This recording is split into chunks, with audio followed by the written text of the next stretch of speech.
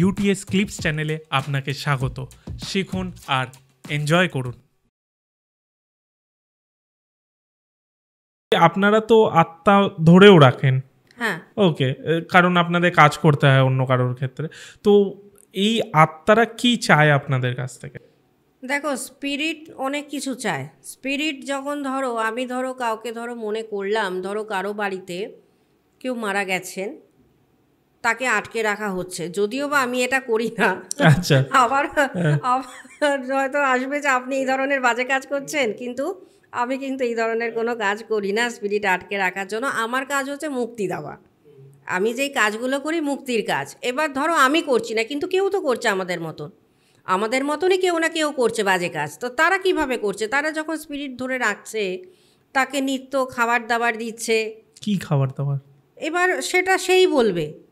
ও আচ্ছা। এবার যাকে আটকে রাখছে সেই বলবে, তার কোনো পছন্দের জিনিস সে নিজেই চেয়ে নেবে। আর এইটা তারাই করতে পারে যারা প্রেত সাধনাতে সিদ্ধ লাভ করেছে। আচ্ছা। এটা কিন্তু সবসময় যে কোনো সাধক করতে পারে না। যে প্রেত সাধনা করেছে সেই একমাত্র এটা করবার অধিকারী।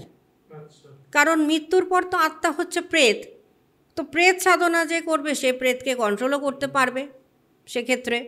আবার অনেক সময় যেহেতু অনেকে ওই যেগুলোকে আমরা বলি যে পাত্র, কপাল পাত্র, পুরো পাত্র যে থাকে, সেইগুলোকে বাড়িতে চণ্ডাল স্বরূপ সেবা করা হয়, তাদেরকে খেতে দেওয়া হয়। তাদের মারফতেও আবার স্পিরিটটাকে ধরে রাখতে সাহায্য করে তারাই। চণ্ডালকে ধরছে, চণ্ডাল প্রেতকে ধরছে।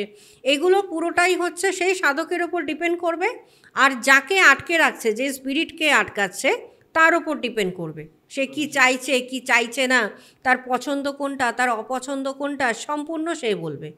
আচ্ছা, আত্মারা কেন তাদের কাছে আটকে থাকে, বা মানে কোনো তান্ত্রিকের কাছে আটকে থাকে মুক্তির লোভে? না, আত্মাদেরকে সব আত্মাকে তো আটকানো যায় না। কিছু কিছু আত্মা যারা মুক্তি পেয়ে গেছে তাদেরকে কি করে আটকাবে? এবার যারা এই মায়া জগতের মধ্যে আটকিয়ে আছে তাদেরকেই আটকানো হয়। কারণ সে অলরেডি মায়া জগতের মধ্যেই আবদ্ধ। সে মানতেই চাইছে না যে তার শরীরটা নেই, তার এখন এই জগতের সমস্ত মায়া বন্ধন সে মুক্ত। সে নিজে থেকে এখানে এই জগতের সঙ্গে নিজেকে জড়িয়ে রাখতে চাইছে।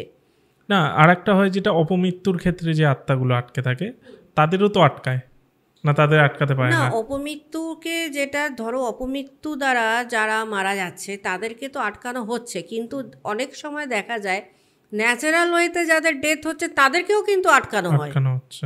সবসময় যে অপমৃত্যু হলে আটকাচ্ছে আর ন্যাচারাল যে ডেথ সে মুক্তি পেয়ে যাচ্ছে এমন কোনো কথা নেই।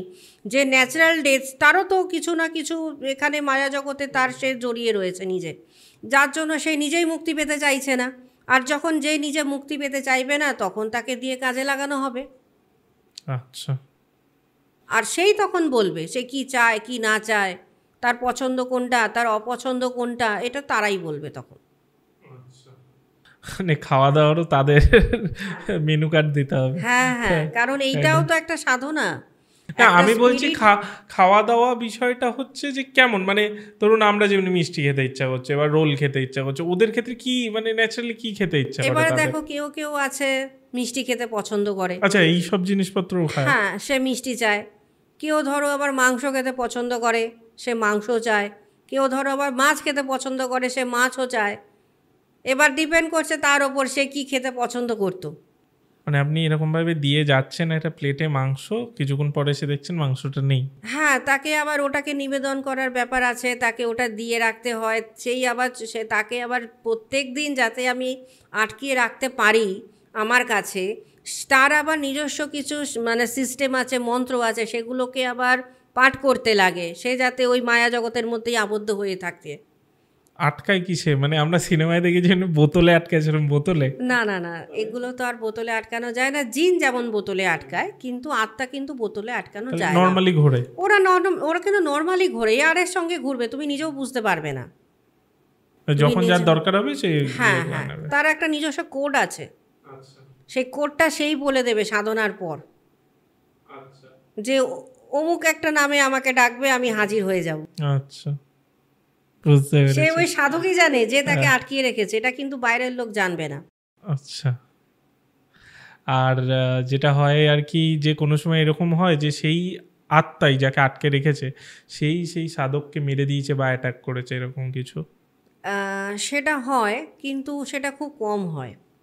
যখন কন্ট্রোল করতে পারে না না, সাধককে রোজ তার দেহ বন্ধনে রাখতে হয়। সাধকরা সবসময় নিজস্ব দেহ বন্ধনে থাকে, আসনে বসে বন্ধন করে, বাড়ি থেকে বেরোয় বন্ধন হয়ে, এমনকি ঘুম থেকে উঠে যখন বন্ধন করে, স্নান করে উঠে বন্ধন করে দেহ বন্ধন। যখনই দেখবে যে দেহ বন্ধন নেই, তখনই তাকে কিন্তু একটা ধাক্কা দিয়ে দেবে। মানে তাদের সবসময় অ্যাক্টিভ থাকতে হয়। হ্যাঁ, সাধক হতে হবে সবসময় অ্যাক্টিভ, মানে ঘুমে জাগরণে মানে সব সময় কিন্তু সে নিজেকে বন্ধন করে রাখবে। কারণ হিসাব মতন দেখো, আমরা যারা প্রেত সাধনা করি, আমাদের বিছানাটা তো হচ্ছে সব থেকে বড় প্রেতাসন। আমরা যে রাত্রে ঘুমাই, আমাদের বিছানায় কিন্তু মন্ত্রপাঠ করে ঘুমাই, টোকা দিয়ে মন্ত্রপাঠ করি যে আমার প্রেত আসন, মানে ওটা আমাকে তখন সুরক্ষা দান করবে, ওই আসন পেরিয়ে আমার কাছে কেউ আসতে পারবে না। সেই সিস্টেম আছে যে আমি রাত্রেবেলা ঘুমানোর আগে আমার বিছানায় বসে ওই মন্ত্র করব, 3 বার টোকা দেব, করে আমি আমার যে বিছানা আছে সেটাকে আমি আগে আমার অস্ত্র হিসাবে কাজে লাগাবো। সেখানে কিন্তু কেউ আসতে পারবে না।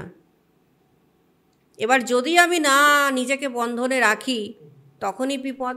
কেমন লাগলো এই ক্লিপসটা আমাদের জানান এবং আমাদের চ্যানেল UTS ক্লিপসকে সাবস্ক্রাইব করুন।